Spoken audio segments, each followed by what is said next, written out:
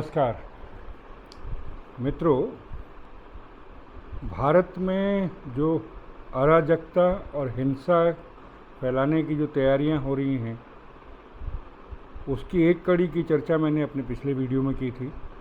आशा है आपने देखा होगा। आज पूरी बात करते हैं। देखिए, जो और पीछे न जाएं तो हम देखेंगे कि श्रीलंका में सत्ता परिवर्तन हुआ, फिर उसके बाद बांग्लादेश में हुआ पिछले साल, और फिर अभी पिछले महीने नेपाल में हुआ, बल्कि एक महीना भी उसको शायद पूरा नहीं हुआ है। जब बांग्लादेश में हुआ था तो सलमान खुर्शीद ने एक आशा जताई थी। What's happening in Bangladesh can happen here. It's just that Bangladesh is a concentration of much that we have in our country, and the spread in our country prevents things blowing up in the manner in which they've blown up in Bangladesh. Salman Khurshid ने आशा जताई कि जैसा बांग्लादेश में सत्ता परिवर्तन हुआ जेन जी के जो आंदोलन के द्वारा, छात्रों के आंदोलन से, ऐसा ही भारत में भी हो सकता है। ये उनकी आशा थी। हालांकि उन्होंने साथ साथ ये भी कहा कि भारत बहुत बड़ा देश है और वो सारी शक्तियां जो इस तरह की अराजकता फैला सकती हैं वो बिखरी हुई हैं। तो न सिर्फ सलमान खुर्शीद बल्कि बाकी जो कांग्रेस के नेता हैं और अपोजिशन के कुछ और लीडर भी हैं, उन्होंने भी इसी तरह की आशा जताई थी बार बार।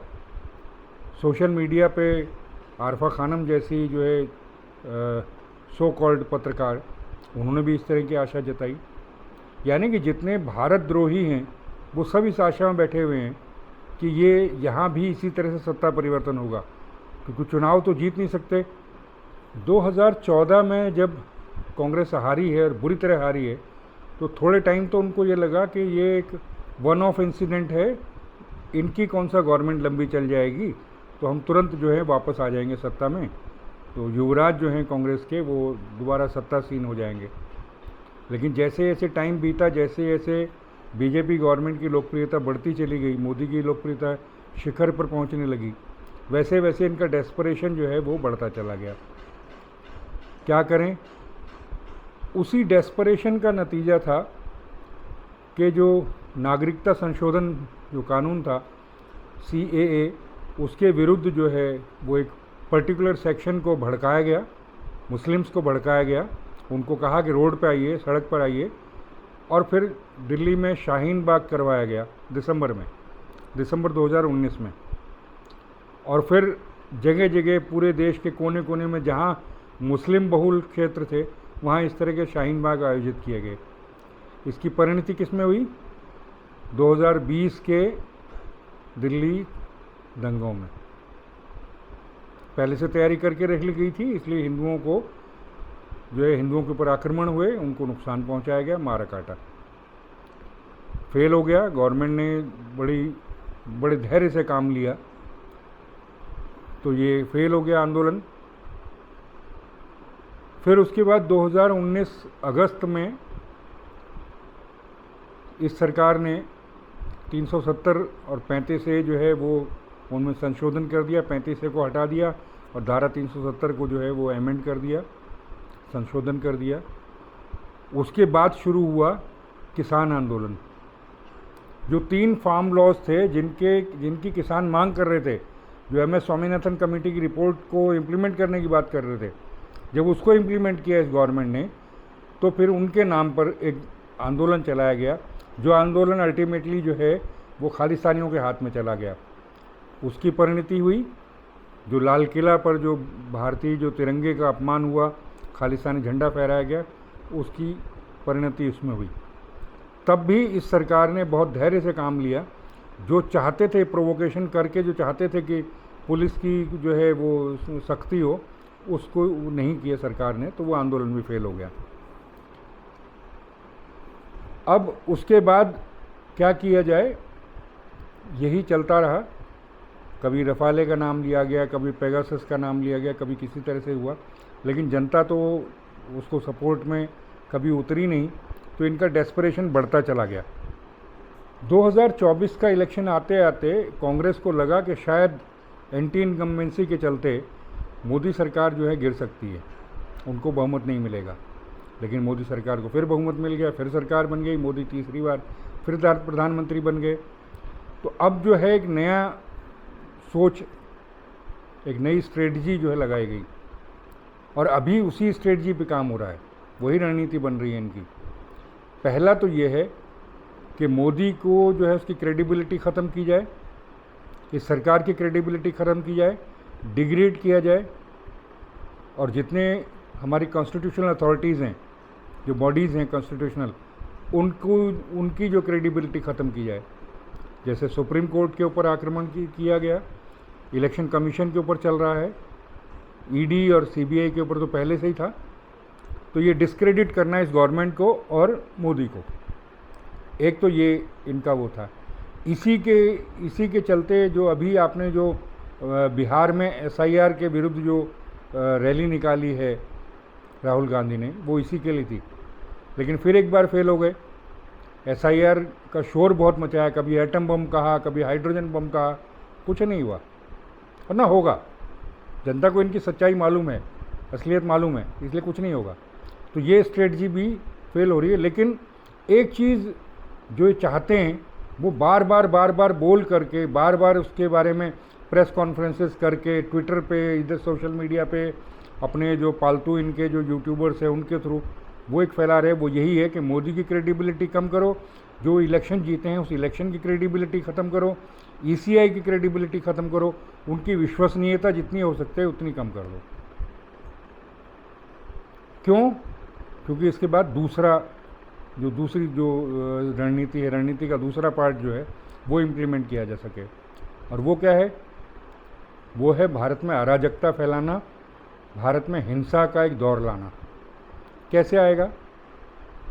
एक इतना बड़ा देश है, एक ही मुद्दे पर पूरा देश इकट्ठा नहीं हो सकता, एक्सेप्ट क्योंकि फॉरेन जो है इंटरवेंशन के। अगर पाकिस्तान से युद्ध हो जाए, चीन से युद्ध हो जाए, तो ये एक ऐसा मुद्दा है जिसमें पूरे देश में कमोबेश एक जैसा माहौल बन जाता है। लेकिन इंटरनली तो किसी मुद्दे पर बनता नहीं, न बन सकता। तो क्या किया जाए? लोकल मुद्दे उठाए जाएं। जो नेशनल लेवल पे एक मुद्दा उठेगा, उसमें यूपी, बिहार, मध्य प्रदेश, महाराष्ट्र वगैरह हैं, इसमें क्या किया जाएगा? अभी जो चल रहा है, कानपुर से शुरू हुआ, वो छोटा सा जानबूझ के झूठ बोल के वो आई लव मोहम्मद वाला जो था, उसको सर तन से जुदा तक ले गए। वो फैल रहा है, धीरे धीरे वो फैलाया जा रहा है। क्यों? मुस्लिम पॉपुलेशन तो पहले ही उनको बार बार विश्वास दिलाया जा रहा है कि भारत सरकार मुसलमानों के विरुद्ध है। एक छोटी सी बताता हूँ कि सोनिया गांधी ने 3 आर्टिकल्स लिखे हैं पेपर्स में। हालांकि वो कितना लिख सकती है, कितनी आर्टिकुलेट है, वो सबको मालूम है, लेकिन उसके नाम पे ही चलो लिख रहे हैं। उन तीनों का लब्बो लुबाब ये है कि भारत के मुसलमानों, भारत सरकार तुम्हारे खिलाफ है। गाज़ा के बहाने से ये उनको विश्वास दिलाने की कोशिश कर रही है। उसी की परिणति इसमें हो रही है, जो जगह जगह दंगे करवाए जा रहे हैं, कभी यूपी में, कभी सूरत में, कभी कहीं और, ये फैलाए जा रहे हैं। तो एक बड़े लेवल पे ये होगा। दूसरा क्या होगा? दूसरा, हर स्टेट में अलग एक मुद्दा ढूंढा जाएगा जिसके थ्रू किया जाएगा। क्योंकि न तो बेरोजगारी के मुद्दे पर लोग आ रहे हैं, ना महंगाई के मुद्दे पर लोग बाहर आ रहे हैं, कोई सपोर्ट नहीं मिल रहा। तो इसलिए और चीज़ें ढूंढी जा रही हैं। जैसे आपका कश्मीर में सेपरेट, उनको जो पूर्ण राज्य का दर्जा चाहिए, पुलिस के अधिकार चाहिए उस गवर्नमेंट को, सेपरेटिस्ट वाला जो वो दबाया हुआ था उसको उभारने का मौका चाहिए, एक वहाँ शुरू किया जाएगा। लद्दाख में आप देख ही रहे हैं कि पूर्ण राज्य का दर्जा पाने के नाम पर जो कांग्रेस का एक मिनिस्टर था सोनम वांग्याल, उसका बेटा सोनम वांगचुक, उन्होंने वो कल पूरा लद्दाख जो है वो हिला दिया, उपद्रव करवा दिया। उसी तरह से उसके नीचे आए तो पंजाब में आम आदमी पार्टी की गवर्नमेंट की सपोर्ट है खालिस्तानी एलिमेंट्स को। तो वहाँ भी या तो किसान आंदोलन फिर से कुछ खड़ा किया जाएगा, या इस तरह का कुछ किया जाएगा जिसमें खालिस्तानी जो एलिमेंट्स उनको खुल के खेलने का मौका मिले, वहाँ भी ये शुरू किया जाएगा। राजस्थान में अगर आपको याद हो, 2008 में वो गुर्जरों के लिए जो आरक्षण वाला मुद्दा था, उस तरह का कोई मुद्दा ढूंढा जा रहा है। हरियाणा में जाटों के लिए आरक्षण का मुद्दा ढूंढा जा रहा है। पहले भी हुआ है, ऐसा नहीं है कि पहले नहीं हुआ है, पहले भी किया है इन्होंने।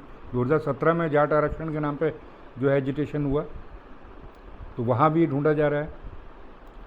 उसी तरह से SIR के नाम पे बंगाल में घुसपैठी जो है वो शुरू करेंगे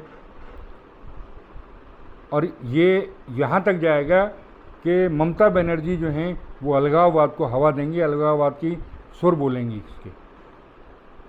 यही हाल तमिलनाडु में भी होना है। तमिलनाडु में वो पेरियार की जो है उसको लेके चल रहे हैं और एंटी हिंदी एजिटेशन शुरू, कुछ और कोई ना कोई बहाना बना के वहाँ शुरू किया जाएगा। तमिलनाडु भी अलगाववाद की राह पे चलाया जाएगा। कर्नाटक में अलगाववाद तो नहीं होगा, लेकिन एंटी हिंदी एजिटेशन तो वहाँ भी शुरू किया जा सकता है, वहाँ भी शुरू किया जाएगा। तो उत्तराखंड जैसे स्टेट में जहाँ कोई मुद्दा अभी नहीं है, जो शांत है, सबसे विस्फोटक है अदरवाइज उत्तराखंड, क्योंकि सबसे ज़्यादा सैनिक वहाँ जो पॉपुलेशन वाइज जो हैं, बहुत ज़्यादा रिटायर्ड सैनिक हैं वहाँ, और हर सैनिक आपको पता है वो फायर आर्म्स में एक्सपर्ट होता है। तो वहाँ की धरती पे क्या बीज डाला जा रहा है आजकल? एक तो भू कानून चाहिए, मतलब लैंड जो है एक्विजिशन वगैरह का जो है वो किया जाए, और दूसरा कि हमको जो है 5th शेड्यूल में ट्राइबल डिक्लेयर कर दो। ये मांगे कोई ऐसी तो है नहीं कि जिस पे होगा, लेकिन इस मुद्दे पर बहुत परेशानी होने वाली है उत्तराखंड में। तो कुल मिला के लबोलुआब ये है कि एक तरफ तो डिस्क्रेडिट करो मोदी को, उनके चुनाव को, चुनाव आयोग को, सुप्रीम कोर्ट को, अदालतों को, जो जितनी हमारी संवैधानिक संस्थाएं उनको डिस्क्रेडिट किया जाए, डिग्रेड किया जाए, और दूसरी तरफ ये छोटे छोटे आंदोलन जगह जगह चालू किए जाएं, जिसमें हिंसा हो, जिसमें अराजकता हो, और इसको एक बड़ा पैन इंडिया जो है लेवल पे ये जो मुस्लिम का जो आई लव मोहम्मद जैसे जो ये शुरू किए जाएंगे। तो ये दौर शुरू हो चुका है, ये जो इसकी जो टूल किट है वो एक्टिवेट हो चुकी है। आप भी देखिए, आपको भी समझ में आ जाएगा। तो आज के अंक में इतना ही, फिर बात करेंगे। नमस्कार।